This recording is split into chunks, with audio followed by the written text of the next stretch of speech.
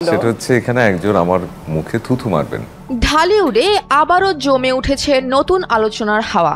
একদিকে অপু বিশ্বাস, অন্যদিকে শবনম বুবলি। দুজনের ব্যক্তিগত জীবন, ক্যারিয়ার আর শাকিব খানের সঙ্গে দীর্ঘ অধ্যায়, সব মিলিয়ে বহুদিন ধরেই তারা শিল্পপাড়ায় দুই মেরুর প্রতীক। এমন দুই নায়িকার সাথেই পরপর দুই ছবিতে নায়ক হলেন ছোট পর্দার জনপ্রিয় অভিনেতা সজল নূর।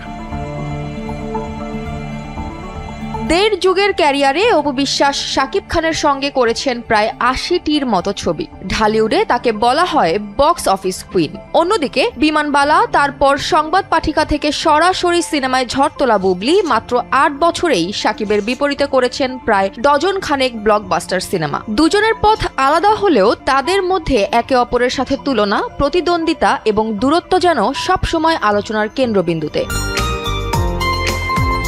বছরের মাঝামাঝি সজল শেষ করেছেন বুবলির সঙ্গে তার নতুন ছবি শাপলা শালুক, যেখানে লোকেশন, শুটিং, কেমিস্ট্রি সবকিছুই ছিল শিরোনামের শীর্ষে। আর শুটিং শেষ হতেই এবার ঘটল নতুন আরেক চমক। নায়িকা অপু বিশ্বাসের সঙ্গে এবার আরেকটি নতুন ছবিতে অভিনয়ের জন্য সই করলেন তিনি। সিনেমাটির নাম দুর্বার, যা নিয়ে এখন সোশ্যাল মিডিয়ায় শুরু হয়েছে আলোচনার ঝড়। কেউ বলছেন সজল তো ম্যাজিশিয়ান, দুই প্রতিদ্বন্দ্বী নায়িকাকে নিয়েই পরপর দুই ছবিতে কাজ করছেন তিনি। আবার কেউ বলছেন এটা কি নতুন কোনো কৌশল নাকি পরিকল্পিত মার্কেটিং। আলোচনার ঝাপটা এতটাই তীব্র ছিল যে শেষ পর্যন্ত সজলকে ব্যাখ্যায় নামতেই হলো।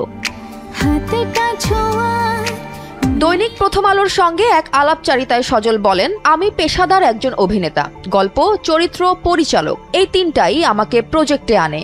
বুবলি কিংবা অপু দুজনেই দারুণ আন্তরিক ও সিনসিয়ার, এর বাইরে অন্য কিছু নিয়ে আমি চিন্তা করি না। তিনি আরো জানান, কে কাকে নিয়ে কি ভাবছে সেটা তার কাছে প্রাসঙ্গিক নয়। একজন শিল্পীর কাছে সবচেয়ে বড় বিষয় হচ্ছে তার কাজের মান, আর সেটাতেই সজলের একমাত্র ফোকাস।